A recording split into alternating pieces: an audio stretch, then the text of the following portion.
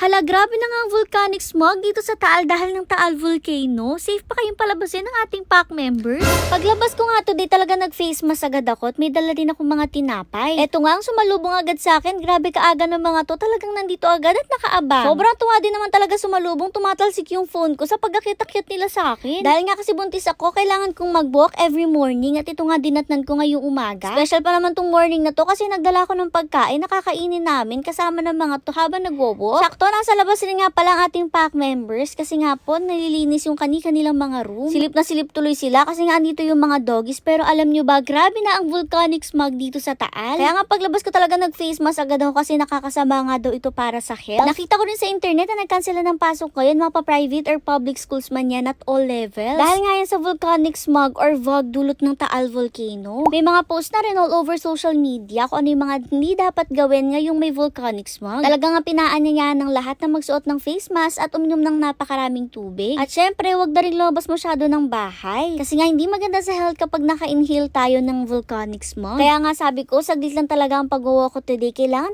ko lang talaga mag-walk kasi malapit na rin mga nakang ate mo. Eto nga't binigyan ko muna ng tinapay itong mga to bago kami mag-umpisang mag-walk. Etong si Bakla at si Achuchu, eto nabibigyan ko sila by hand kasi hindi naman sila nangangagat. Eto na ang black na to, ayaw niya ng tinapay. O diba, napakasyala. Kaya binigay ko na lang dito sa isang brown. Yun nga lang, talagang kailangan kong ihagis kasi mailap siya at ayaw niyang lumapit. Itong mga tinapay na to, binaot ko nga talaga to para sa kanila as a way of saying thank you kasi palagi nila ako sinasamahan everyday. Mag-isa lang kasi ako kung maglakad talaga in the morning. Kaya ito na yung pinaka-thank you ko sa kanila. Tuwan-tuwa naman ang pack members natin panonood. Akala mo talaga itong mga to nanonood lang ng sinihan at akala mo first time makakita ng aso. Anyway, saglitan nga din pala ang ating pack members dito sa labas. Hindi sila talaga pinagtagal dahil nga ng volcanic smog. Nung nag-start na nga akong maglakad, mas nakita ko pa kung gaano kakapal na yung smog. Grabe nga medyo natakot ako. Buti na lang talaga at naka-face mask ako. Ito nga pala, sinusundan na rin nila ako habang nagbobo. Grabe nga at di ko in-expect na ganito na pala kakapal yung VOG. Nako guys, kung may VOG or volcanic smog man sa inyo, talagang wag na kayong lumabas, ano? Ewan ko ba today kung bakit pinilit ko pa rin lumabas kasi naman di ko na-expect na ganito pala kadami. Kasi naman pag silip ko sa labas ng bahay, hindi pa naman sobrang kapal. Basta guys, as much as possible, wag na kayo lumabas ng bahay ha. Stay indoors na lang, lalo na sa mga kids. Anyways, may dala rin nga pala akong treats, itong Paleo Pet. Pinagdala ko nga sila ng isang buo. Sabi ko, bibigyan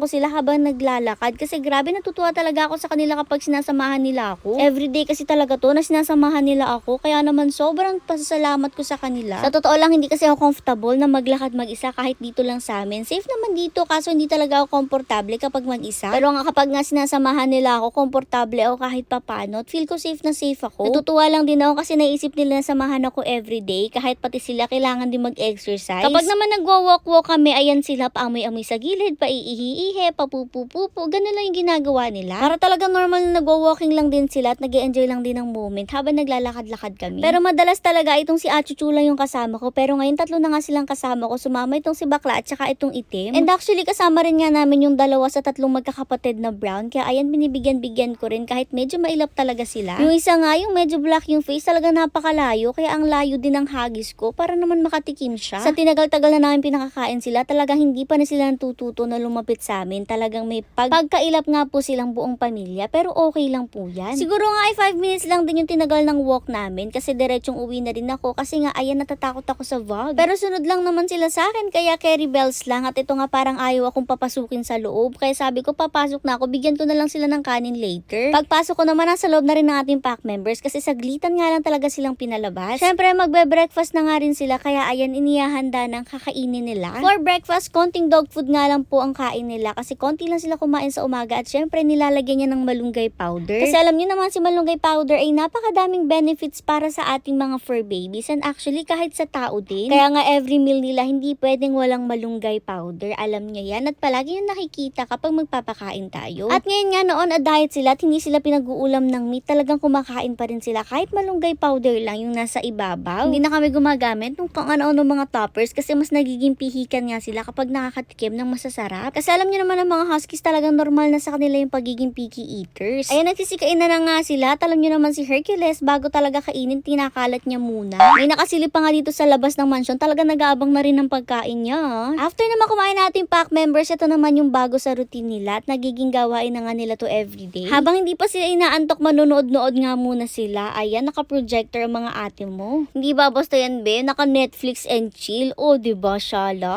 Madalas nga na pinapanood namin sa kanila itong mga animals kasi enjoy na enjoy din naman sila panonood nito kasi kung ano-ano nga animals yung nakikita nila. Kahit pa paano nababawasan yung boredom nila kapag nanonood ng ganito, kaya naman sinama na namin to sa everyday routine nila.